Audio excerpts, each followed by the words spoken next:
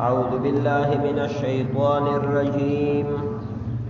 بسم الله الرحمن الرحيم. يا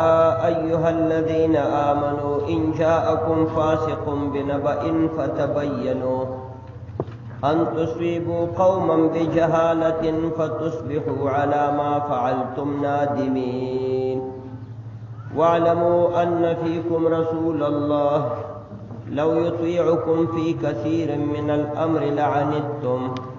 ولكن الله حبب إليكم الإيمان وزينه في قلوبكم وكره إليكم الكفر والفسوق والعصيان أولئك هم الراشدون. صدق الله خالقنا العظيم.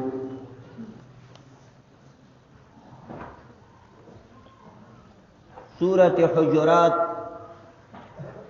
د مسلمانانو په مابین کې آداب او د زندګۍ تیرولو طریقې هغه ذکر کیږي. مخکې د نبی علیہ الصلوۃ والسلام مبارک سره آداب ذکر شو چې د الله د رسول سره به خلک څنګه ادب او احترام کوي. هغه سره په ژوند باندې او داغه د وفات نه وروسته داغه په حضور او په دربار کې به په لوړ आवाज خبرې نه کوي او نه بخپل غږ د پیغمبر د غږ نه اوچتای او هغه ته چې आवाज کوي نو په نوم باندې ورته غږ نه کوي لکه خپل مابین کې چې یو بل ته کوي. او دا کار چې څوک کوي الله وای دا بیا عقل خلق دي. اوس د مسلمانانو په خپل مابین کې یو ادب الله ذکر کوي او یو قانون ذکر کوي، قانون کلی ټول مسلمانانو ته چې په دې باید هر سړی عمل وکړي. هغه قانون دا دی چې الله وایي که تاسې ته یو چا د خوانه خبر راوړلو نو تر هغې پورې د دې سړي په خبره باندې باور مه کوئ تر څوم چې تحقیق نه کړی په خپله. مخکې د تبین او د تحقیق نه د هغه په خوله باندې باور ونه کوئ. که نه ستاسو د لاسه به یو چا ته لوی نقصان ورسېږي بیا به تاسو پښیمانه یې. لکه به طور مثال دلته څوک راشي او تاسې ته ووایي چې ولا د روغانو خلک یا د قلعه میرجي یا د اسارک خلکو خو تاسو پسې داسې ویله چې دا څه بېکاره خلک دي، دا داسې دي او دا داسې دي، دا خو د ځان پوښتنه هم نشي کولی، خپل مال هم نشي ګټلی او تاسو وایئ چې الی ټوپک یې راوالی او پسې وروځئ او لویه لانجه وشي بیا وروسته تحقیق کوئ.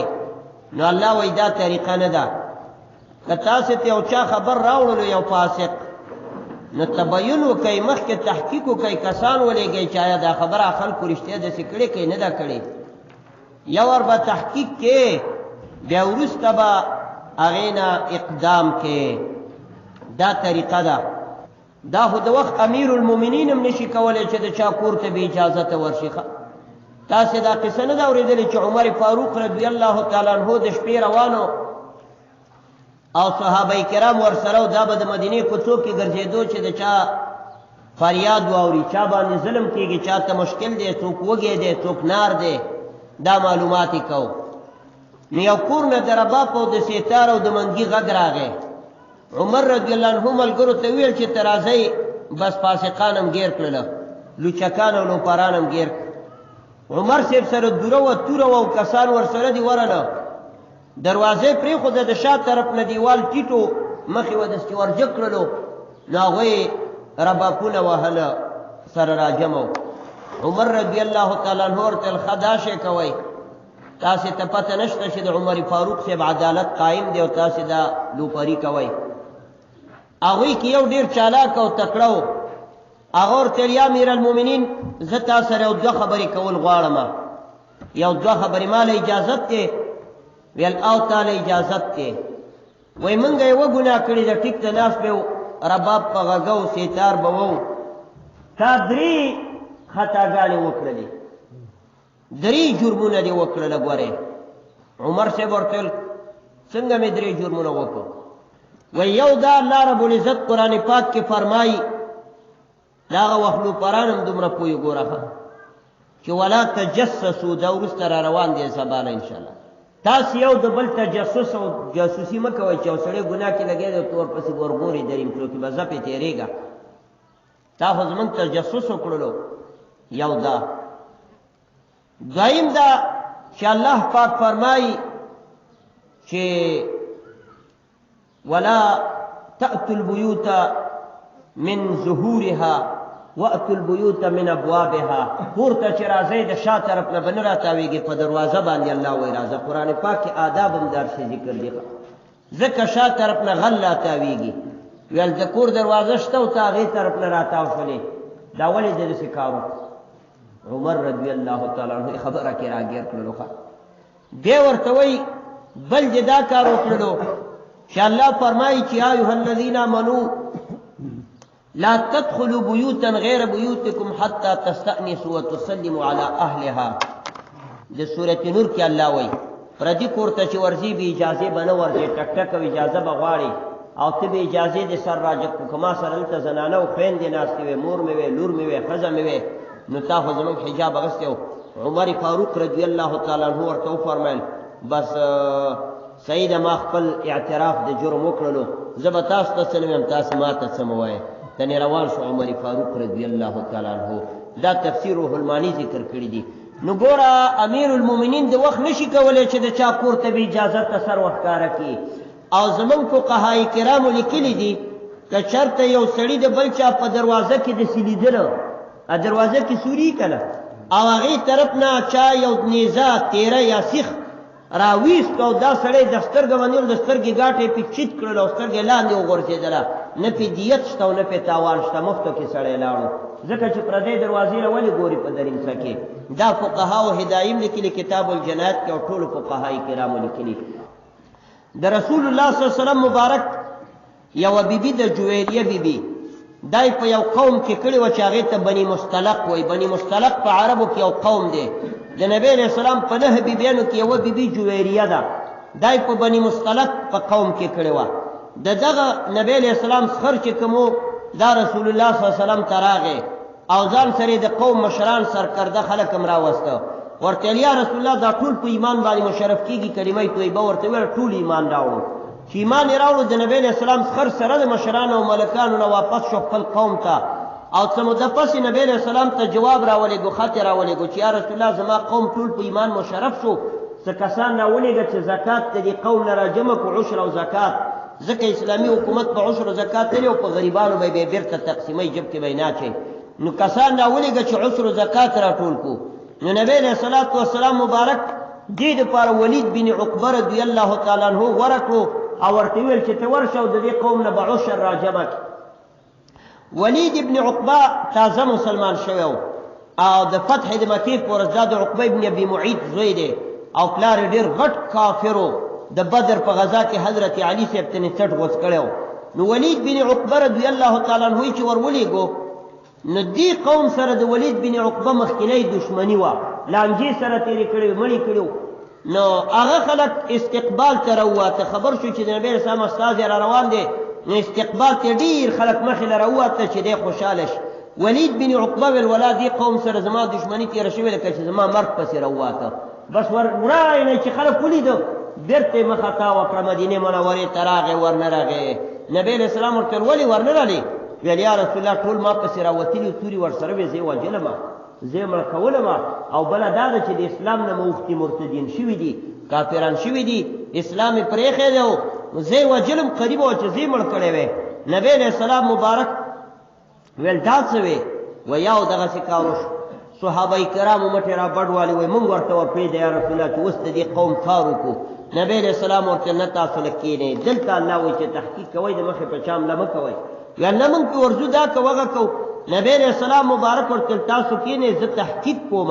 صحابه ټول غلي که کښېنولیا خالد بن ولید رضی الله تعالی عنه سره یې څه کسان کړه ویل ته ورشه د قوم معلومات وکړه چې رښتیا مرتدان شوي که مسلمانان دي خالد بن ولید رضی الله تعالی عنه پټ ورغی و څه صحابه کرام د کلو خوا و شا کې واړول هغلته یو څو مجاهدین دلته چې د ساره ځانونه شروع شو ویل ټول مسلمانان دي الحمدلله ځکه کوم قوم کې چې اذانونه کېږي او مونځ کېږي هغه مسلمانان یې هغې باندې د کفر فتوا ورکول نه پکار ځکه چې نبی علیه السلام فرمایي من صلى صلاتنا واستقبل قبلتنا واكل ذبيحتنا څوک چې زمونږ غوندې مونځ کوي او څوک چې زمونږ قبلې له ودرېږي او څوک چې زمونږ د لاس لاله خوري په الله اکبر سره لاړ شي خوري فذلك المسلم الذي له ذمة الله وذمة رسوله دا داسې مسلمان دی چې د الله او د رسول په ذمه کې داخل دی فلا تغفر الله في ذمته ګورې چې د الله ذمه ماته نه کوي دا سړی مړ نه کوي ګنې الله به د نبی قیامت کې پوښتنه کوي چې څوک مونږ غوندې مونځ کوي اذان کوي حلاله د مسلمانانو خوري په بسم الله الله اکبر سره خوري او قبلې ته مخه کوي دا د الله په ذمه کې داخل دی او د الله د رسول په ذمه کې نو خالد بن ولید چې ولید چې د سبیه ځانونه وکړو بیرته تنې کسان نه واپس شو نبی علیہ السلام مبارک ته وفرمایل چې ښه صحیح مسلمانان دي نو نبی علیہ السلام صحابو ته ویل ګورئ ما تحقیق وکړلو که ستاسو مې منلی وې نو اوس به ټول په مشکل کې پرېوتې تاسو به پې حمله کړې وې مسلمانان به هم شهیدان کړې وې بې ځایه به هم وینې تویې کړې وې نو الله رب العزت دا آیاتونه نازل کړ یا ایها الذین آمنوا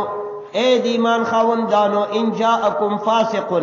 کچری راوړلو تاسو ته یو فاسق یو دروغجن بنبأ په یو خبر باندې دلته فاسقون ټکي د دغه شخص په باره کې نه دی ځکه صحابي دی غیر الله فاسق نه وای بلکې مطلق آیات عام دی یعنی که ار یو فاسق یو تاسو ته یو خبر راوړي دلته مراد دروغجن دی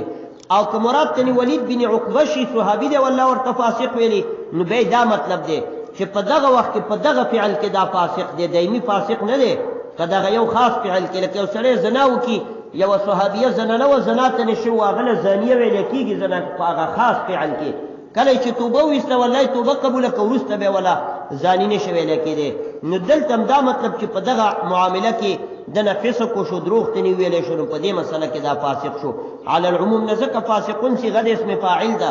او اسم فاعل تقاضا د دوام او د استمرار نه کې بلکې هغه خاص فعل سره لګي لکه ضاربون دا معنا وهن کې خو چې هغه خاص موقع کې وهل کې دا خو نه ټول عمر به وهل کوي نو ټول عمر فاسق نشمارل کېږي کچری راغی تاسو ته یو فاسق سره بنبئن په یو خبر باندې فتبینون پورا وضاحت کوي او پورا تحقیق او تلاش کوي دې لپاره د مخ اقدام مکوي د مخ یو څوک مو وجنای چې یو سره ځنې خلک په دې کې ډېر بې احتیاطي کوي د مجاهد په نوم د جهاد په نوم مسلمان سړی راګیر کې ګلس ته نه تیر کې وروسته وایي او ولا موږ معلومات نه وکړې او زه خدای به جنت ته ویسي نو لکه معلومات پدې کړې وای کنه تا ولی معلومات نه کولو دی یو مسلمان وجل پناه حق باندې دا خو ډیره لویه ګناه ده کته شل واری مجاهد چې خو چې مسلمان دی پناه حق وجو په قیامت کې بدل الله د دې پښتنه کوي دا نه چې ګنې مجاهد نه پښتنه نه کیږي یا د یو نیک سړی نه کیږي د ارچانه به الله پښتنه کوي خالد بن ولید رضی الله تعالی عنہ صرف یو سړی پساوه کې وجله والله په څومره په غوسه شو الله سبحانه و تعالی یقین راولېګل خالد ابن ولید رضی الله تعالی عنہ یو کس چې کله د روانو لخر ورسره او یو کافر را مخله شو میګي پولی کافرو او یو څو کسانو خالد بن ولید رضی الله تعالی عنہ چې ولید ویریدو خالد ته ورته کلمه وایا نو هغه سلام او السلام علیکم کلمه نو ورته چې ویلې وې نو بل ټکی ویلو صابنا د دې دا معنی موږ د خپل دین نه ووختو موږ یعنی تاسو دین نه دروغتو مسلمانان شو او خالد سے په دې مطلب پوه نه شو نو ول دا سلام هم دیاري نه واچو او موږ له کلمه وای دیني ولو ګلاس چې سړی وجلو نو چې وای وجلو الله رب العزت نبی له صلوات و سلام مبارک ته چې صحابه دا خبر بیان کو الله آیاتونه راولېګل چې یا ایها الذین آمنوا اذا ضربتم فی سبیل الله فتبینوا اے د ایمان خاوندانو چې جهاد کې ګرځئ نو ډېر تحقیق کوئ دا مو وایي چې ولا غاړې له ټوپک واچو سړی ګوره او ګلاس ته تېروه پوره تحقیق کوئ او دې دپاره ولا تقولوا لمن القى الیکم السلام لست مؤمنا او چا چې تاسو باندې سلام واچو دا مو وایي چې نه دا کافر دی وجنه دا به ورته نه وي او تبتغون عرض الدنیا تاسو د دنیا سامان غواړئ نو دا آیتونه چې نازل شو نبی علیہ السلام خالد بن ولید راوغوښتو ویل خالد ولې داسې کار وکړو تحقیق نه کې سړی وژنې ویل یا رسول الله په خولې کلمه ویله زړه کې کفر و نبی علیہ السلام ورته هلا شققت من قلبه تا به چاړه راغستې وې دا زړه به دې تېرې کړی وې لیدلی به دې وې چې کفر پکې که اسلام او د غصې نه ورته ویل یعنې زړه تا له څه معلومات دی د زړه معلومات چاله کېږي نه کېږي فیصله په ظاهر کېږي کلمه یې درته ویله پرې ایښې به دې وې تا یې زړه ولې نه شکو یعنی د زړه معلومات خو الله ته دی چې زړه کې مسلمان دی که کافر دی او بیا نبی علیہ الصلوۃ والسلام مبارک الله تعالی ذکر له وی ویله چې یا الله خالد چې کوم کار کړی دی کې ورسره زه شریک نه یم او زه د دې نه بیزاره یم چې ما پکې ورسره راونه نیسي. نو د یو مسلمان وژنه دا ډېر لوی جرم دی. دا خو زمونږ او ستاسې وطن دی چې معلومات نشته خو ګرز ورکوه، یو جانب یې وجنې بل یې وجنې. حکومت چې چاپه راوړي بې ګناه ښځې هم پکې وجنې، سړي هم پکې وجنې. باور وکړئ یو زنانه وه مونږ خوږیاڼو کې او نیکان خلکو ډېره نیکه ښځه وه، بله کسان ماله دم راغلي وو د خوږیاڼو نه. نو زمونږ زنانو کې پوښتنه وکړه چې پلانۍ څنګه وایي خو چاپه کې شهیده کړه، ښځه یې څنګه وویشته ولا په دا سر سرې وویشتله ښځه غریبه. او دا بل جانب هم پرې ورشي څه دومره کې څه هغومره کې. نو د افغانانو دا حال دی. تحقیق دی یو جانب نه نشته او نه معلومات شته. مجاهدین هم پوره تحقیق کوي. باور وکړئ ما چې شاګردانو پېښور کې ما ورته وویل زما شاګرد و بیا ول سوال شو او بیا یې کوټه کېناست ویل مولوي صاحب ته ماله څه خبرې وکړه څه وکړمه. ما ورته ویل پوره تحقیق او تبین به کې ګورې که یو وینه دې بې ځایه تویه که الله به دې قیامت کې راونیسي. خپله هم عالم و خو ما وله ډېرې خبرې وکړلې. مل پوره وضاحت چې د خبرې ونه کړي او څوک دې ووجلو یا دې څپېله ورکړي یا دې ګزار ورکړو الله د دې پوښتنه کوي. دا معنا نه ده چې ته مجاهد شوې بس چې څه کوې تا نه به الله پوښتنه نه کوي، تا نه به الله رب العزت پوښتنه کوي. د خپلو حقوقو پوښتنه الله د شهید نه کوي خو د بندګانو د حقوقو پوښتنه ترې کوي. ګوره یاد ساتئ د قرض معلومات پوښتنه ترې کېږي. نبی علیه السلام ته یو سړی راغی ورته ویل یا رسول الله که زه د الله په لار کې وجنګېږم مخامخ وجنګېږم او شا نه کوم او په د سینه باندې ولګم او شهید شم ما ته به الله ګناهونه معاف کړي. نبی علیه السلام ورته ویل تا ته به ټول ګناهونه معاف شي. سړی روان شو خوشحاله و. سمدستي جبریل امین راغی او نوې وحی راوړه. نبی صلی الله علیه وسلم له غږ کړه چې راشي لږ مخکې تللی او بېرته راغی ورته ویل تاله به ټول ګناهونه وبخښل شي خو الا الدین د مسلمان قرض او پور درته نه بخښل کېږي. کذا قال لی جبرائیل اوس ما ته جبرائیل د اسمان نه دا حکم د الله د خوا نه راوړلو. مخکې ما ته دا معلومات نه و. نبی علیہ السلام دا فکر کو چې ګنې شهید له قرض هم بخښل کېږي خو چې الله ورته جبریل امین راولېږو چې نه قرض ورته نه بخښل کېږي. نو ای چې د مسلمان قرض ورته نه بخښل کېږي د مسلمان پیسې ورته نه بخښل کېږي نو د مسلمان وینه چې بې ځایه تویه کړي به ورله څنګه وبخښل شي. نو دې نه دا معلومېږي چې پوره تحقیق او تلاش پکار دی. د مخکې وخت کې به هم داسې وو خلقي به یو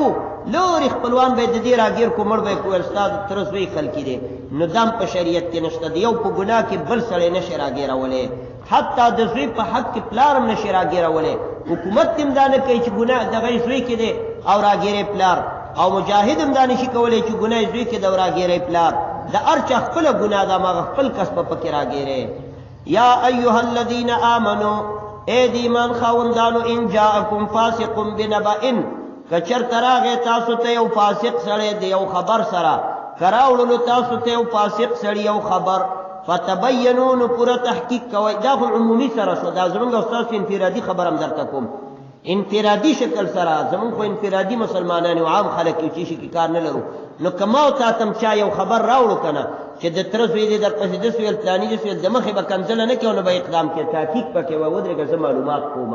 موږ او تاسې تحقیق نه کوو د مخې ورپسې کنځلې شروع کړو وایه ودرېږه ما قرآن کریم کې ما ته الله ویلي چې تحقیق وکړه زه به د دې خبرې پوره تحقیق کوم. هغې له ورشه وایه تا ما پسې داسې ویلي کېدای شي درته وایي چې ما نه دي ویلي نو دا شیطان به منځ کې شیطان پاتې شي. فتبینو نو پوره تحقیق کوئ د دې وجې نه کوئ ان تصیبو قوما بجهالت چې چرته به تاسې ضرر ونه رسوئ یو قوم ته په جهالت سره. ان لا تصیبو دی اصل کې یا خشیت ان تصیبو خشیته چې مقدر راوځي مفعول له بشي د ما قبل دپاره او یا پکې لا مقدر دی الله تصیبو چې ضرر ونه رسوئ قوما یو قوم ته بجهالت په ناپوهتیا سره په ناپوهه کې چاته ضرر ونه رسي او څوک ختم نه کړي. فتصبحوا على ما فعلتم نادمین نو او به ګرځېږئ تاسې په هغه کړو باندې چې تاسو کړی خپېمانه. بیا به په خپل کار خپېمانئ چې ولا مسلمان ته زما د لاسه ضرر ورسېدلو. واعلمو او پوه شئ په دې خبره باندې ان فیکم رسول الله. اوس الله هغه صحابو ته دا وایي چې کم ګرم و چې موږ ورځو دې قوم سره جنګېږو. واعلمو تاسې پوه شئ ان فیکم چې یقینا په تاسو کې رسول الله د الله پیغمبر موجود دی. لو یطیعکم کچری دا پیغمبر ستاسې خبره ومني او ستاسې اطاعت وکړي تاسو پسې روان شي چې تاسې څه وایې دی ومني در سره نو څه چل به وشي. فی کثیر من الامر په ډېرو کارونو کې لعنتم نو تاسې به په مشقت کې پرېوځئ. پیغمبر باندې به خپله خبره نه منئ تاسې به د پیغمبر خبره منئ. لو یطیعکم کچری دی پیغمبر ستاسې خبره منلې وي یا ومني فی کثیر من الامر په ډېرو کارونو کې لعنتم دو معناګانې دي یا دا معنا چې تاسې به ګناهګار شئ چې په پیغمبر خپله خبره ومنله یا لعنتم په مشقت او تکلیف کې به پرېوځئ بلکې تاسې به د نبی علیه السلام خبره منئ حتی که دنیوي خبرې ام یو خو د دین خبره ده د مانځه د روژې د زکات د حج او دا نور او یو دنیوي خبرې دي دنیوي خبره کې به هم تاسو د نبی علیه السلام منئ خیر دی که څه نقصان درته وشو به طور مثال ظاهر کې نو آخرت کې اجر شته په دنیوي کارونو کې ځینې وخت داسې وي چې نبی علیه السلام خو الله رالیږلی د دیني امورو دپاره دی د آخرت او د دنیا دیکاني او زمینداري دې کې ځینې وخت کې نبی علیه الصلاة والسلام مبارک په هغې کې مهارت نه لري خو بیا هم خیر تاسو یې خبره منئ لکه یو وارې نبی علیه السلام په دهقانانو باندې تېرېدو فصلونه یې کرل هغو نبی علیه السلام ورته ویل که دا پلانې فصل داسې وکړې نو دا به ښایي هغوی چې هغسې وکړو نو فصل کې نقصان راغی مشکات شریف کې حدیث دی بیا نبی علیه السلام وخندل ورته ویل تاسو خپلې دهقانۍ هم پوهېږئ او تاسو پوهېږئ زه الله رالیږلی یم د دین د بیانولو دپاره په دې تاسو ښه پوهېږئ چې څنګه کوئ هماغسې کوئ چې څنګه تاسو ته ګټه کوي هغه یوه مشوره وه خو بیا هم الله وایي په دې کارونو کې هم که تاسو د پیغمبر ومنئ ګټه هم پکې شته که د دنیا یو تاوان وشي خو د آخرت ګټه پکې شته او پاتې شو دیني امورو کې هغې کې خو به خامخا د پیغمبر منئ دا به نه وایي چې دا دې زمونږ ومني لکه په دې مسله کې صحابه ویل یا رسول الله مونږ ته اډر وکړه چې پې ورځو نو الله وایي نه د نبی علیه السلام خبره ومنئ ولكن الله حبب الیکم الایمان لیکن الله ښایسته کړی دی تاسو ته ایمان الله محبوب کړی تاسو ته ایمان دا خو الله دی چې ستا په زړه کې د ایمان محبت تر وغورځوه ته مسلمان کړلی وزینه فی قلوبکم او الله دا ایمان ښایسته کړی ستاسې په زړونو کې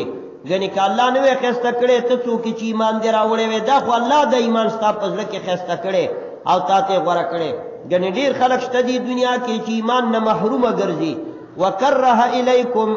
او الله بد ښکاره کړی تاسو ته الکفر کفر یې درته بد معرفي کړی دی والفسوق او ګناه والعصیان فسوق دروغ او عصیان ګناه دا خو الله دې اے صحابه او اے مسلمانانو چې ایمان تاسو ته محبوب کړی دی او کفر درته بد ښکاره کړی دی او نیک کارونه درته زړه کې ښایسته کړي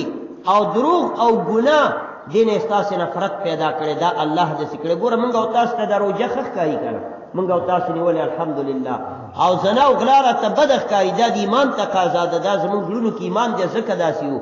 نو چې کله راته ګناه بده معرفي کړي او نیک عمل راته ښه ښکاره کړي الله وایي دا ما کړی په دې زما شکریه ادا کوي که زما قوت در سره نه وی زما نصرت در سره نه وی ته څوک چې روژه ونیسي ته څوک چې ایمان راوړې ته وګوره ټوله نړۍ کفار ګرځي را ګرځي خو الله ایمان ورته نه ورکوي دا د الله رب العزت په توفیق سره کیږي لکه وایي این سعادت بازور بازو نیست تا نه بخشد خدای بخشنده دا نیکبختي د مټو په زور باندې نه کیږي تر څو چې الله چاته ورنه کړي دا نیکبختي چې قرآن ته سړی کښېني تلاوت وکړي روژه ونیسي عبادت وکړي الله ته سر ټیټ کړي دا د مټو په طاقت نه کیږي چې یو سړی قوي ګڼي دا به کوي تا نه بخشد خدای بخشنده تر څو چې الله ورته ورنه کړي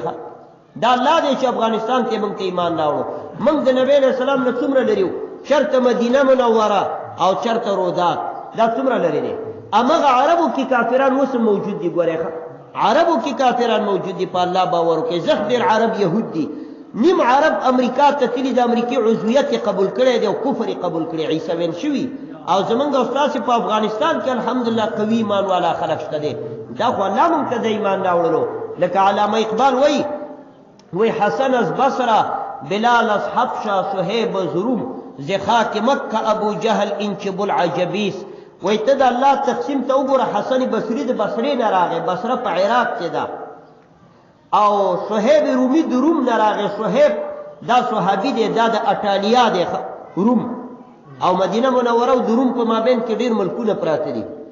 او بلال از حبشه بلال د حبشو نه راغی بلال خو څه د مدینې او د مکې نه و دا خو حبشي غلامو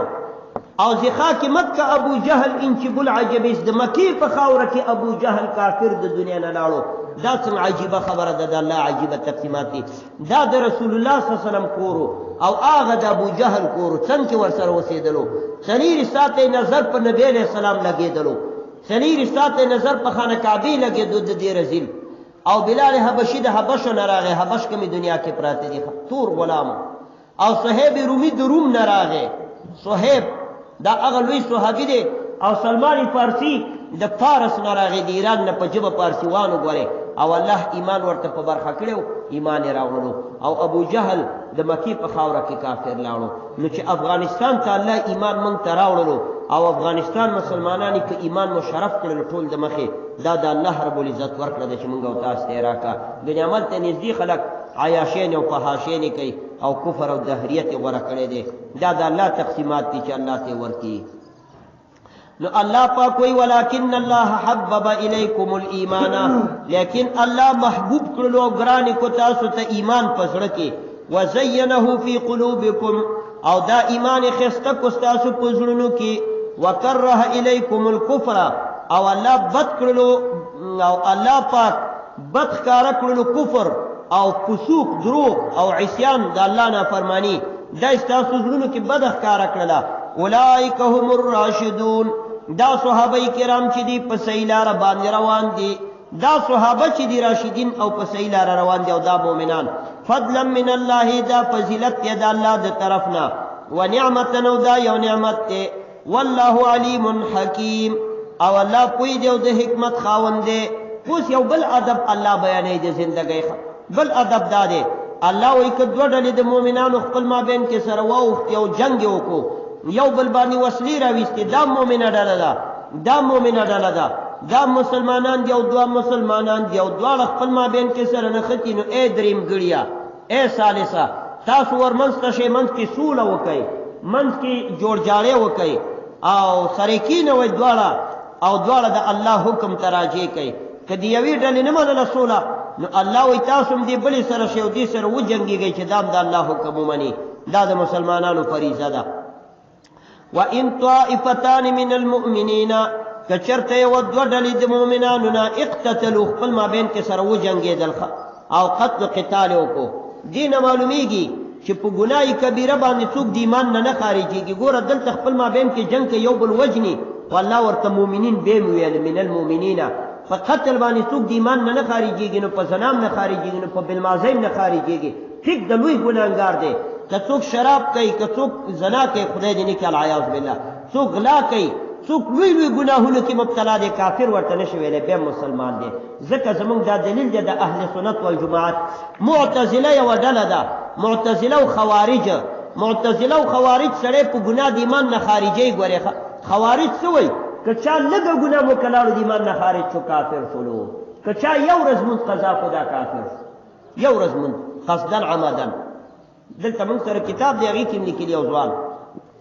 هغې کې لیکلي که چا د لکه به طور مثال دا نن ماسپښین مونځ یو چا ونه کړو، روغ جوړ وی نه کړو، نو امام ابو حنیفه صاحب وایي لوی ګناهګار دی، خو مسلمان دی، کافر. هغه وایي نه، یو وخت مونځ چې قصدن قضا کړو، دا لاړو کافر شو. ښځه هم پې طلاقه ده، بیا به ایمان راوړي، بیا به نکاح تړي د ښځې سره. امام اعظم صاحب رحمه الله وایي، او اهل سنت والجماعت جمهور علما وایي چې په ګناه کبیره باندې څوک د ایمان نه خارجېږي. مسلمان دی، خو البته لوی ګناهګار دی، جهنم ته به ځي، خو ایمان پکې بیا هم شته. زمونږ دلیل دا دی، وګوره دلته خپل مابین کې نښتي، یو بل وژني، خو الله ولا من المؤمنین ویل، کافران ولا ونه ویل. نو چې په قتل د مسلمان سړی د ایمان نه خارجېږي، نو په نورو ګناهونو نه خارجېږي. ایمان نه سړی هله خارجېږي چې ایمان پرېږدي او کفر اختیار کړي. الله دې نه کړي. وان طائفتان، که یو دوه ډلې وې من المؤمنین، د مؤمنانو نه، اقتتلوا، چې خپل مابین کې سره جنګ وکړلو، فاصلحوا بینهما، نو تاسې صلح وکئ د دوی په مابین کې، د دې دواړو په مابین کې سوله وکئ، ورمنځ ته شئ. فإن لکه مخکې د رود او د شینوارو سره جنګ وکړه، دوه ډلې وې، دواړه مؤمنانو یا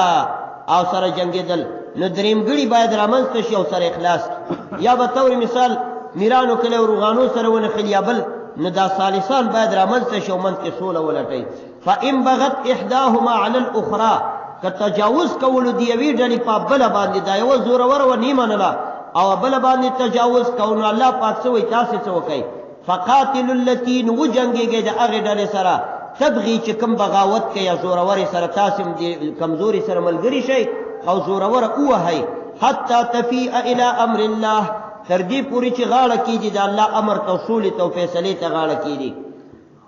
فإن فاءت کچرته غاړه کې خدا الله امر تو راجی شولا نو همدسې مه پرېږدئ فاصلحوا بینهما منځ کې سوله وکئ څه مطلب دواړو وسلې کېښودې په ځمکه دې ډلې هم کېښودې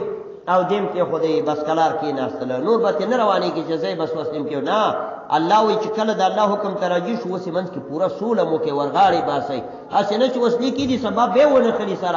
سره قسمونه ورکوي په قرآن شریف د دواړو لاسونه کېدی چې په دې شي تسلي راځي هغه ټول وکئ قسمونه ورکوي په قرآن شریف یې لاسونه کېدی داسې کار وکئ بالعدل په انصاف سره واقسطوا او انصاف وچلوئ عدل وچلوئ چې منځ کې سوله کوئ د دوه ډلو هم انصاف به کوئ مشرانو داسې ونه وی چې دا یو ورله راڅملي او بله پې جګې او یا داسې کار کې بیا هم الله وایي صلح وکئ واقسطوا ګوره بار بار الله قرآن پاک کې د قسط او د انصاف خبره کړې عدل او انصاف